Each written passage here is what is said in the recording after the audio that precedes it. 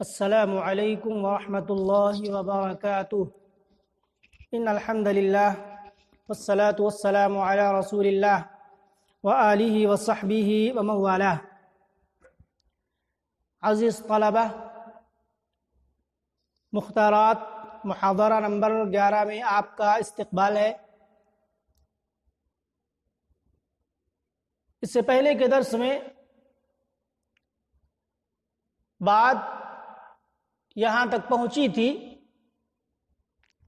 کہ جب اللہ کے نبی جناب محمد رسول اللہ صلی اللہ علیہ وسلم اور حضرت ابو بکر صدیق رضی اللہ تعالی عنہ نے مدینہ کی طرف ہجرت کا ارادہ کیا تو حضرت ابو بکر صدیق رضی اللہ تعالی عنہ نے اللہ کے نبی صلی اللہ علیہ وسلم سے کہا کہ اے اللہ کے نبی، آپ میری ان دونوں سواریوں میں سے ایک لے لیجئے۔ تو اللہ کے رسول صلی اللہ علیہ وسلم نے کہا کہ میں قیمت سے لوں گا، ویسے نہیں لوں گا۔ آگے حضرت عائشہ صدیقہ رضی اللہ تعالی عنہ فرماتی ہیں، قالت عائشہ فجهزنا احث الجهاز وصنعنا لهما سفرة في جراب۔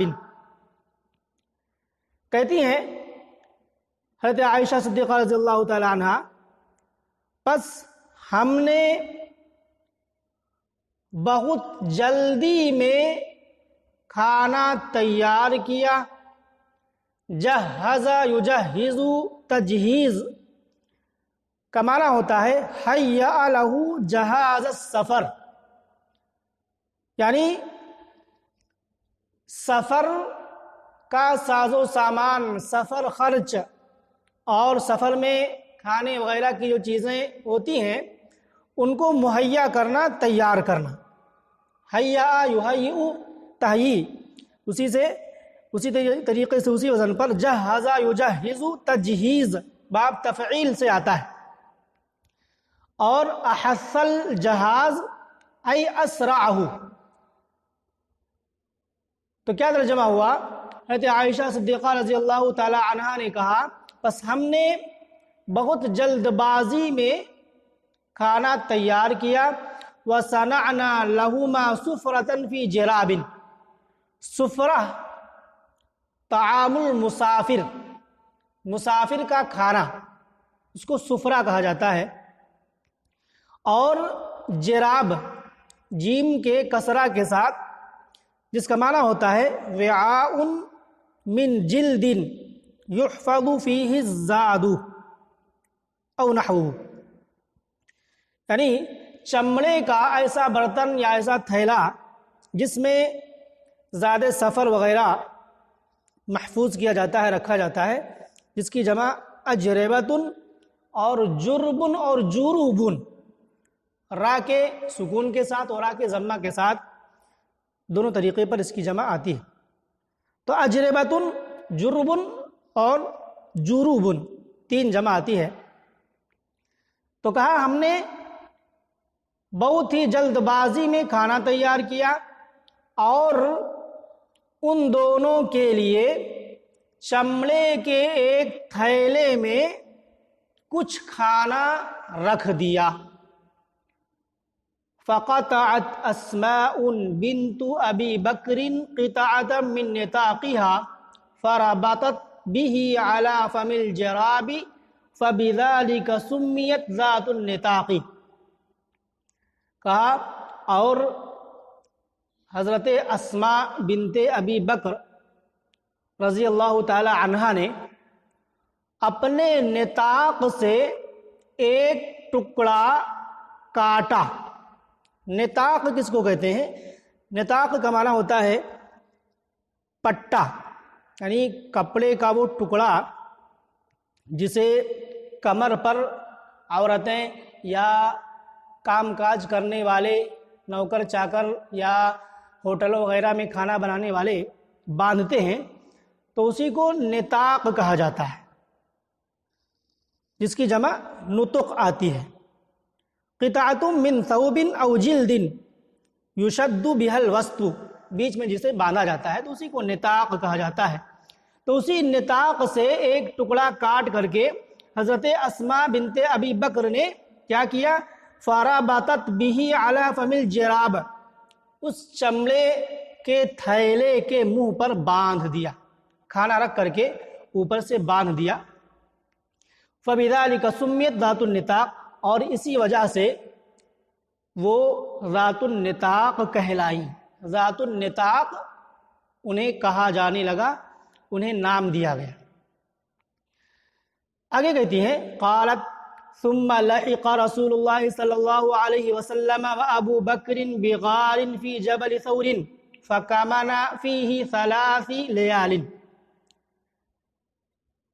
کہا پھر اللہ کے رسول صلی اللہ علیہ وسلم اور حضرت ابو بکر صدیق رضی اللہ تعالی عنہ جبل ثور میں ایک غار کے اندر جا کر کے ملے، دونوں کی ملاقات وہیں پر ہوئی۔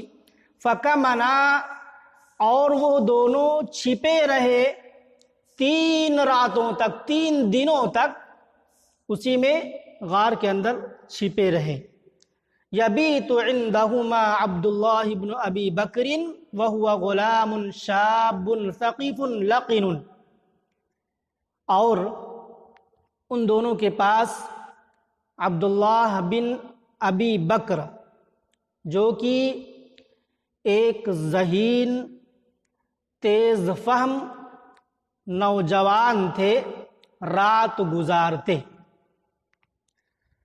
تو ثقیف کا معنی ہوتا ہے، 10 نمبر کا حاشیہ آپ دیکھ سکتے ہیں، الحاذق الفطن، ذہین ہوشیار، اور لقن کا معنی ہوتا ہے السریع الفہم، تیز فہم، بہت جلدی بات کو سمجھ جانے والا، اس کو لقن کہا جاتا ہے۔ تو عبداللہ بن ابی بکر یعنی ابو بکر کے صاحبزادے عبداللہ جو کہ بڑے ذہین اور سریع الفہم تیز فہم نوجوان تھے، ان دونوں کے پاس رات گزارتے۔ فَيَدَّلِجُ مِنْ عِنْدِهِمَا بِسَحْرٍ فَيُصْبِحُ مَعَ قُرَيْشٍ بِمَكَّةَ كَبَائِتٍ۔ فَيَدَّلِجُ، اِدَّلَجَ يَدَّلِجُ اِدِّلَاج، 12 نمبر کا حاشیہ آپ دیکھیں، ادلج الرجل اذا سار اللیلہ، ادلج یعنی بغیر تشدید کے اگر پڑھا جائے ادلج الرجل کہا جاتا ہے، تو کیا معنی ہوتا ہے، جب آدمی رات میں چلے، فی اولی، رات کے ابتدائی حصے میں، شروع رات میں جب آدمی چلے تو اس کو ادلجہ، یا ایک قول کے مطابق پوری رات جب آدمی کسی بھی رات کے کسی بھی حصے میں چلے تو اس کو ادلجہ سے تعبیر کیا جاتا ہے۔ اور اگر تشدید کے ساتھ پڑھا جائے وَدَّلَجَ تو کیا معنی ہوگا، اذا سار فی آخرہ، آخری رات میں کوچ کرنا، چلنا۔ تو کیا ہوا، فَيَدَّلِجُ مِنْ عِنْدِهِمَا بِسِحْرٍ، پس عبداللہ بن ابی بکر ان دونوں کے پاس سے بہت سویرے ہی نکل آتے، یعنی رات کے آخری حصے میں ان دونوں کے پاس سے چلے آتے۔ فَيُصْبِحُ مَعَ قُرَيْشٍ بِمَكَّةَ كَبَائِتٍ، اور مکہ میں رات گزارنے والے کی طرح قریش کے ساتھ صبح کرتے۔ کیا مطلب، یعنی اس شخص کی طرح جس نے مکہ ہی میں رات گزاری ہو، یہ کافروں کو ظاہر ہوتا، معلوم ہوتا، صبح آ کر کے مکہ کے اندر پہنچ جاتے، رات ہی میں چل دیتے آخری حصے میں۔ پھر کیا ہوتا، فَلَا يَسْمَعُ أَمْرًا يُقْتَعْدَانِ بِهِ إِلَّا وَعَاهُ حَتَّى يَأْتِيَهُمَا بِخَبَرِ ذَلِكَ حِينَ يَخْتَلِطُ الظَّلَامُ، پس وہ کوئی بات نہیں سنتے جس کی وہ دونوں سازش کیے جاتے۔ اقتاد، یقتاد، اقتیاد، باب افتعال سے جس کے معنی چال چلنا، مکر کرنا، تدبیر کرنا۔ آپ دیکھ سکتے ہیں 2 نمبر کا حاشیہ، اقتادہ اقتیادا احتال علیہ ومکر بہ، پس وہ کوئی بات نہیں سنتے، یقتادان بھی، جس کی چال وہ دونوں چلے جاتے، یعنی اللہ کے نبی اور حضرت ابو بکر کے ساتھ جو بھی چال بازیاں ہوتی تو کیا کرتے؟ الا وعاہو، اسے یاد کر لیتے۔ وعا یعی باب ضربہ یضرب سے، جس کے معنی یاد کر لینا، حفظ کر لینا، اور یاد کر لیتے تو پھر کیا ہوتا؟ حتی یأتیہما بخبر ذلک، پھر ان دونوں کے پاس وہ خبر لاتے، کب؟ حین یختلط الظلام، جس وقت تاریکی گڈمڈ ہو جاتی، بالکل اندھیرا چھا جاتا۔ فَيَرْعَى عَلَيْهِمَا عَامِرُ بْنُ فُحَيْرَةَ مَوْلَى أَبِي بَكْرٍ مِنْحَةً مِنْ غَنَمٍ، اور ان دونوں کے پاس، یعنی اللہ کے نبی اور حضرت ابو بکر کے پاس، حضرت ابو بکر کے غلام عامر بن فحیرہ دودھاری بکری کو چراتے۔ منحا ایسی بکری جو صبح و شام ایک برتن بھر کر کے دودھ دے، اس کو منحا کہا جاتا ہے۔ آپ حاشیے میں بھی دیکھ سکتے ہیں، 4 نمبر کا حاشیہ، شاۃ تحلب اناء بالغداۃ و اناء بالعشی، ایسی بکری جس سے صبح و شام ایک برتن بھر دودھ دہا جائے۔ تو کیا کرتے؟ ابو بکر کے غلام عامر بن فحیرہ ان دونوں کے پاس ہی بکریوں کو چراتے، دودھاری بکریوں میں سے بکری کو۔ پھر کیا کرتے؟ فَيُرِيحُهَا عَلَيْهِمَا، پھر وہ شام میں ان دونوں کے پاس انہیں لے کر کے آتے، حِينَ تَذْهَبُ سَاعَةٌ مِّنَ الْعَشَاءِ، جس وقت شام کا ایک حصہ، ایک گھڑی بیت جاتی، چلی جاتی۔ فَيَبِيتَانِ فِي رِسْلٍ، رسل کا معنی اللبن الطری، تازہ دودھ، پس وہ دونوں تازہ دودھ میں رات گزارتے، یعنی تازہ دودھ پی کر کے رات گزارتے۔ وَهُوَ لَبَنُ مِنْحَتِهِمَا وَرَزِيفِهِمَا، اور وہ انہی کی بکریوں کا دودھ ہوتا اور انہی کے پتھروں کا گرم کیا ہوا ہوتا۔ پتھروں سے کیسے گرم کیا جاتا ہے؟ 6 نمبر کا حاشیہ آپ دیکھیں، رزیف و رزیفہ، اس کا اصل معنی ہوتا ہے گرم پتھر، اور گرم کرنے کا طریقہ یہ تھا کہ دن بھر دھوپ کی وجہ سے پتھر گرم ہوتا تھا، اور جب دودھ کو گرم کرنا ہوتا تھا تو اسی پتھر کو اٹھا کر کے اسی دودھ کے اندر ڈال دیتے تھے، جس کی وجہ سے دودھ بھی گرم ہو جاتا تھا۔ اس سے عرب کی چلچلاتی دھوپ کی سختی کا پتہ چلتا ہے کہ پتھر دودھ میں ڈال دیا جاتا تو دودھ بھی گرم ہو جاتا، تو اس طریقے سے گرم کرتے تھے۔ حتی ینعق بها عامر بن فحیرہ بغلس، یہاں تک کہ عامر بن فحیرہ بکریوں کو رات کی آخری تاریکی میں غلس میں ہانک کر کے لے آتے۔ نعق ینعق باب فتح یفتح سے، جس کے معنی ہانک کر لے جانا، ہانک کر کے لے جانا، نعق ینعق کا مفہوم ہوتا ہے۔ تو کہا حتی ینحق بها عامر بن فحیرہ بغلس، اور غلس 8 نمبر کا حاشیہ آپ دیکھ سکتے ہیں، ظلمت آخری اللیل، رات کی آخری تاریکی جو ہوتی ہے اس کو غلس کہا جاتا ہے، جس کی جمع اغلاس آتی ہے۔ یفعل ذلک فی کل لیلۃ من تلک اللیالی الثلاث، اور یہی کام اسی طریقے سے ان 3 راتوں میں سے ہر رات عامر بن فحیرہ کرتے رہے۔ اس کے بعد کیا ہوا؟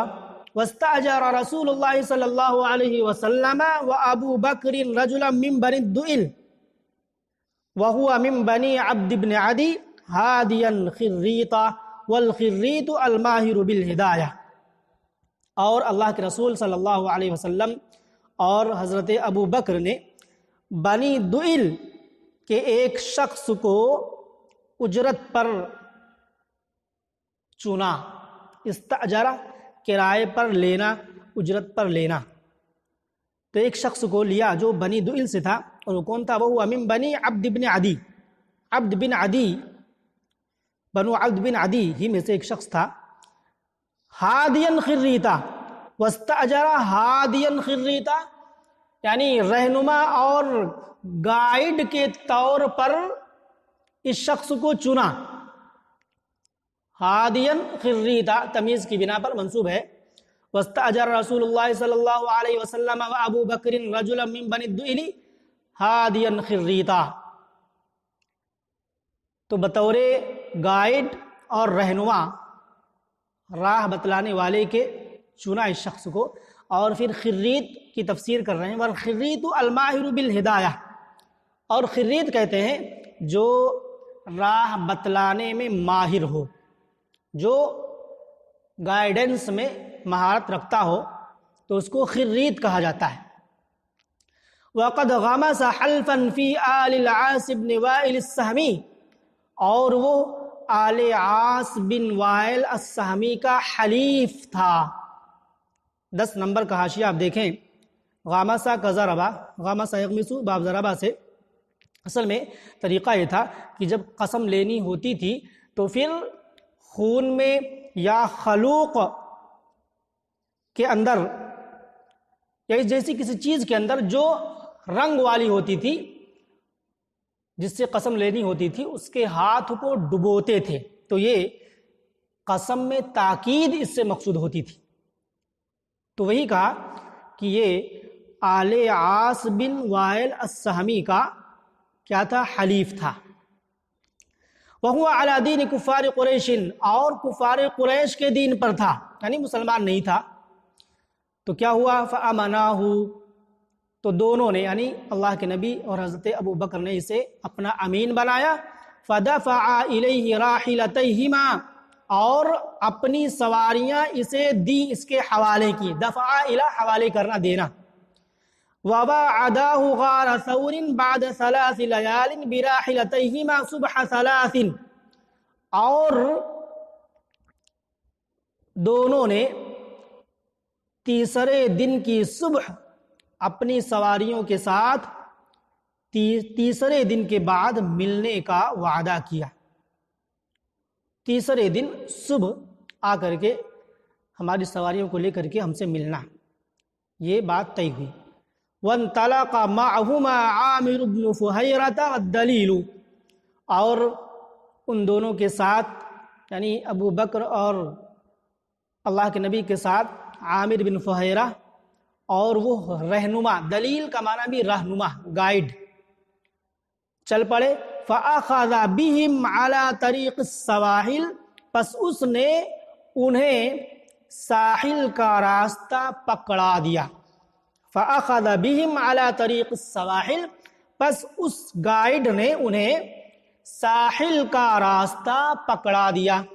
اب راستہ پکڑ کر کے آگے ہجرت کرتے ہوئے، مکہ کو چھوڑتے ہوئے، مدینہ کا قصد کرتے ہوئے اللہ کے نبی صلی اللہ علیہ وسلم اور صحابہ کرام نکلے۔